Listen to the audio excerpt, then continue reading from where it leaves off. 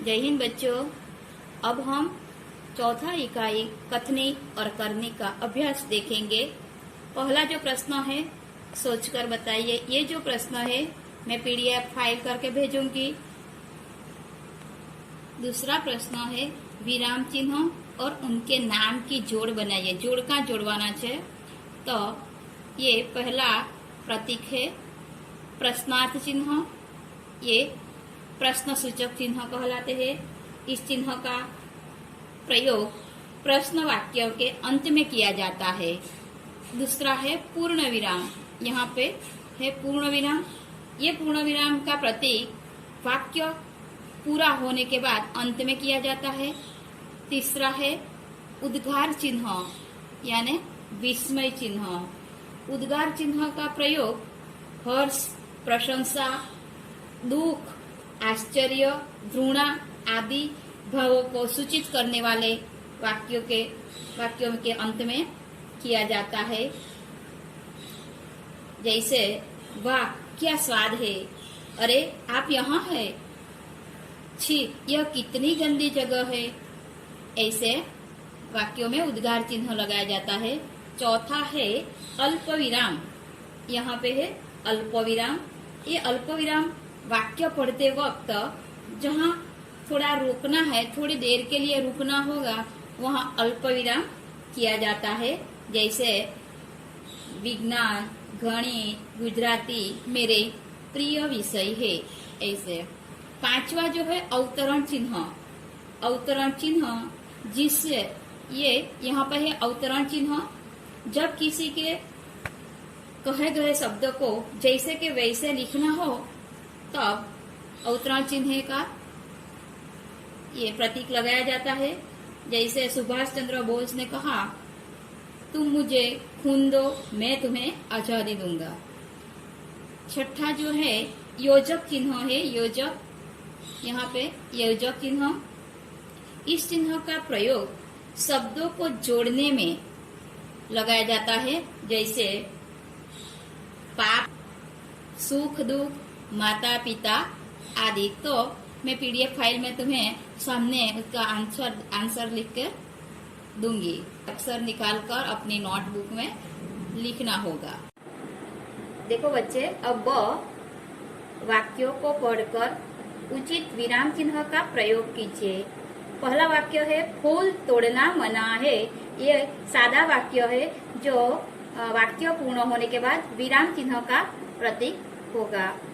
दूसरा वाक्य है वाह कितना सुंदर दृश्य है। वाह ये उद्गार चिन्ह का प्रतीक है।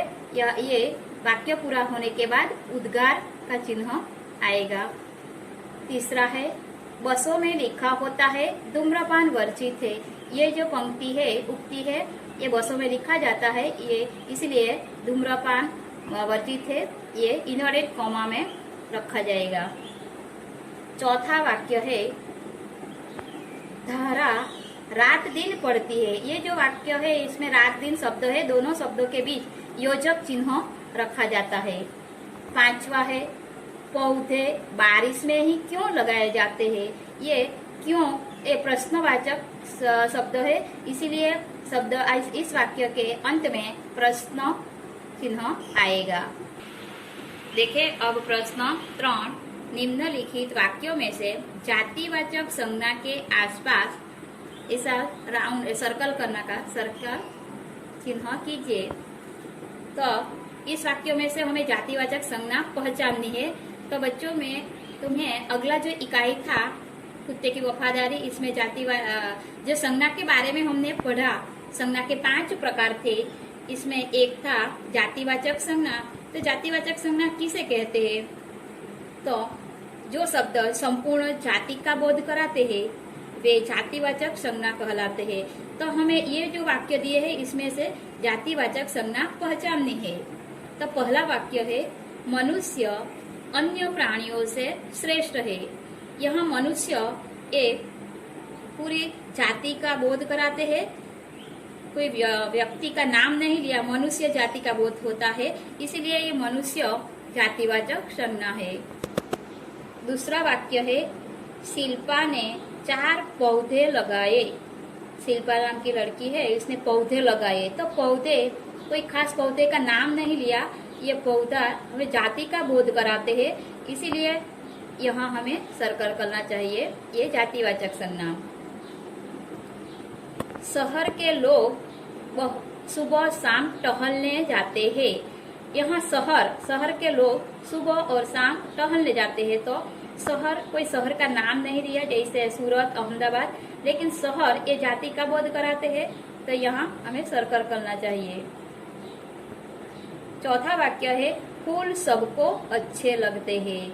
यहाँ फूल सबको अच्छा लगता है, लेकिन फूल कौन सा फूल नहीं दिया, फूल की जाति दिखाई है, तो यहाँ हमें सर्कल करना चाहिए। पांचवा प्रश्न है परिच्छेद पढ़कर प्रश्नों के उत्तर दीजिए। ये पैराग्राफ है, इसे पढ़ना है, उसके बाद नीचे जो प्रश्न दिए हैं उसका आंसर देना है।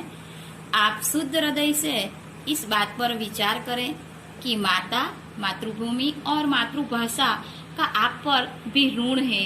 एक जननी आपको जन्म देती है, एक की गोद में खेल कूद कर और खा पीकर आप पुष्ट होते हैं, और एक आपको अपने भावों को प्रकट करने की शक्ति देकर आपके सांसारिक जीवन को सुखमय बनाती है। जिसका आप पर इतना उपकार है, उसके लिए कुछ करना क्या आपका परम कर्तव्य नहीं है? प्यारे भाइयों, उठो, आलस्य छोड़ो, काम करो और अपनी मातृभाषा की सेवा में तत्पर हो जाओ। इस व्रत का पालन करना तलवार की धार पर चलने की समान है। अत्यंत खेद का विषय है कि आज अधिकांश भारतवासी अपनी मातृभाषा की उपेक्षा करते हैं। वे अंग्रेजी बोलकर अपने अहंकार तथा दूषित मनोवृत्ति का परिचय देते हैं। जो अपनी मातृभाषा का तिरस्कार करता है उसे कभी देशभक्त नहीं कहा जा सकता। देखो इस परिच्छेद का प्रश्न, पहला प्रश्न है हम पर किस किस का ऋण है? उसका आंसर है हम पर माता, मातृभूमि और मातृभाषा का ऋण है। दूसरा प्रश्न है माता का ऋण हमें क्यों अदा करना चाहिए? हमें माता का ऋण अदा करना चाहिए क्योंकि उसी ने हमें जन्म दिया है। तीसरा प्रश्न है किस व्रत का पालन करना अत्यंत कठिन है?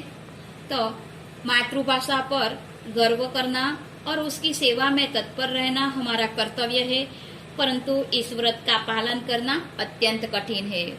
चौथा प्रश्न है किसे देशभक्त नहीं कहा जा सकता?